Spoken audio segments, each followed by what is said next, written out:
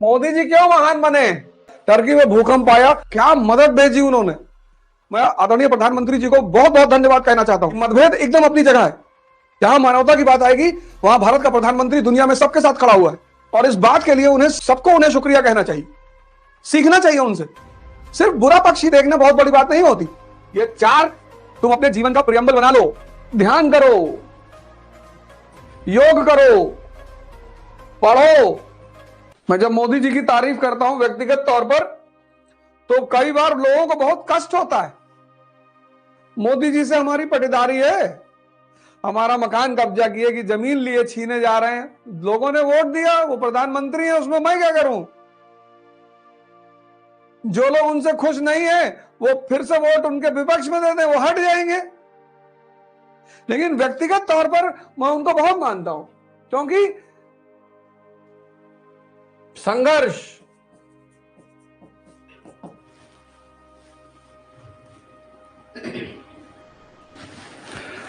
करुणा, योद्धा और क्रोध, ये सब, ये देखो भगवान श्री, मैं कहता हूं ना, पैगंबर हिंद श्री राम, मोदी जी क्यों महान बने? उन्होंने इनकी पूजा नहीं की, इनको आदर्श माना। संघर्ष, उनका जीवन देखो। आरएसएस के एक कार्यकर्ता से भारत का प्रधानमंत्री, ये बात तुम्हें प्रभावित नहीं करती? हर व्यक्ति से कुछ ना कुछ सीख लो। प्रभु राम ने घर छोड़ा, उन्होंने भी छोड़ा। करुणा, टर्की का मुद्दा देख लो, इतना लोग उनसे कहते हैं। ये देखो, नरेंद्र मोदी आरएसएस के कार्यकर्ता से पीएम, हालांकि वो कहते हैं मैं चाय बेचता था, पर मैं नहीं मानता। वो सपनों के व्यापारी हैं, सपना दिखना भी जानते हैं और सपना दिखाना भी जानते हैं। देख लो टर्की वाले मुद्दे पे कि मुसलमानों से नफरत करते हैं, योद्धा हैं।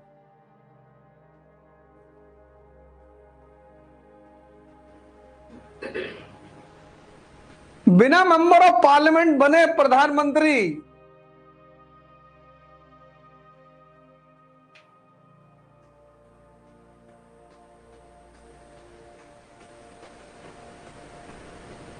और क्रोध, राज्यसभा के भाषण में लोगों ने देखा ही, कहा मुझे मत छेड़ो। इसको बोलते हैं व्यक्तित्व।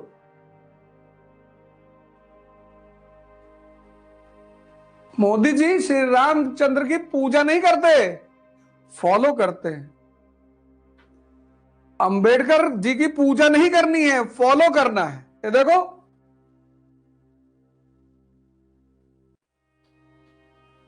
तुमको आश्चर्य नहीं लगता कि वो कहते थे मैं चाय बेचता, चलो ना भी बेचते रहो या बेचते रहो, लेकिन एक सामान्य आदमी प्रधानमंत्री, दूसरा टर्म, तीसरा करे मैं बनने जा रहा हूं, आपकी बार 400 के पार, मैं नहीं कह रहा हूं।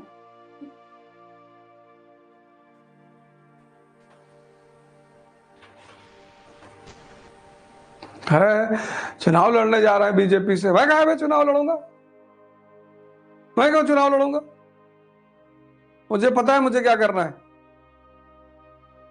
विरोध करना अलग बात है, आलोचना करना, आलोचना शब्द कहां से बना? लोचन से, आंख, लोचन माने आंख, इसलिए जब ज्यादा हम किसी को घूरते हैं तो उसको कहा जाता लुच्चा। आलोचन, निष्पक्ष होकर देखना। विरोध, राजनीति में मतभेद एक बिल्कुल अलग बात है, पर किसी पर व्यक्तिगत हमला नहीं होना चाहिए। अटल बिहारी वाजपेयी ने एक बार नेहरू जी को हिटलर कह दिया था, उस पर रिजाइन कर दिया था उन्होंने।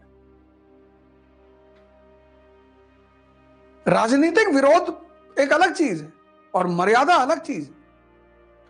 और मोदी जी को तो मैं देखता हूं कि राम के सिर्फ भक्त नहीं है, फॉलो करते हैं पूरी तरह, त्याग।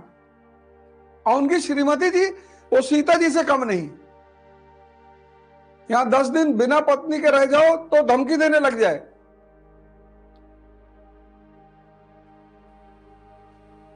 और हनुमान जी उनके अमित शाह जी है। ये आडवाणी जी को उन्होंने परशुराम बना दिया। टर्की में इतना उनको बोला जाता है, टर्की में भूकंप आया।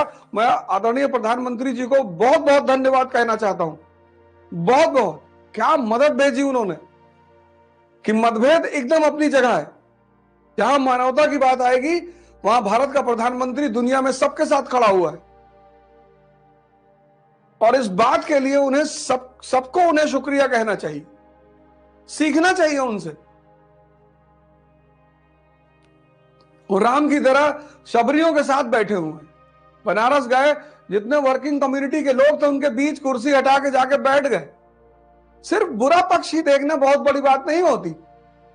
और बुराई तो कोई है ही नहीं, राजनीति है, नीतियां बन रही हैं। या तो वो नीतियां आपको अच्छी लगती है, नहीं अच्छी लगती, लेकिन इसके लिए कोई भी व्यक्ति मर्यादा का उल्लंघन नहीं करेगा।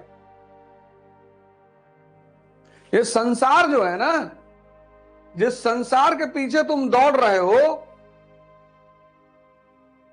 ये संसार शक्ति का गुलाम है।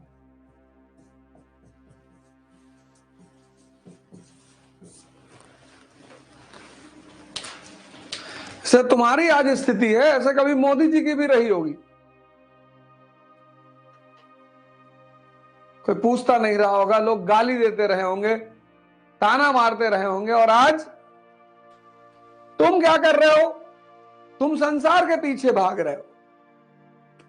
ये तुमको लोड ही नहीं ले रहा, तुम इसके पीछे भागो, इसके। ध्यान करो, योग करो, पढ़ो,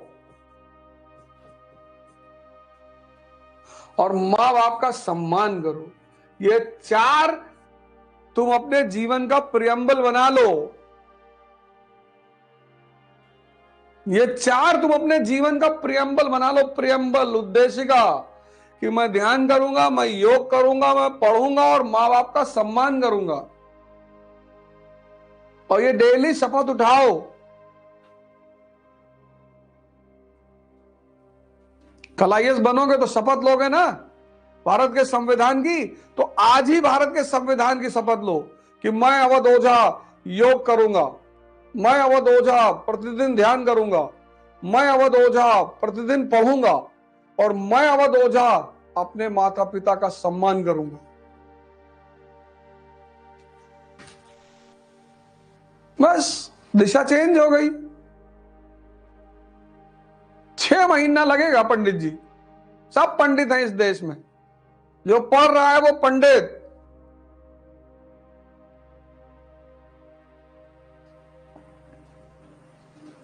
और जो पढ़ते पढ़ते जाग जाएगा वो ब्राह्मण। Example doctor Ambedkar. मैं डॉक्टर अंबेडकर को इसीलिए बहुत मानता हूं, बहुत। और एक चीज उनकी जो मेरे दिल में इंप्रिंट है, और न्यूटन का चौथा लॉ देने वाले आदमी है डॉक्टर अंबेडकर।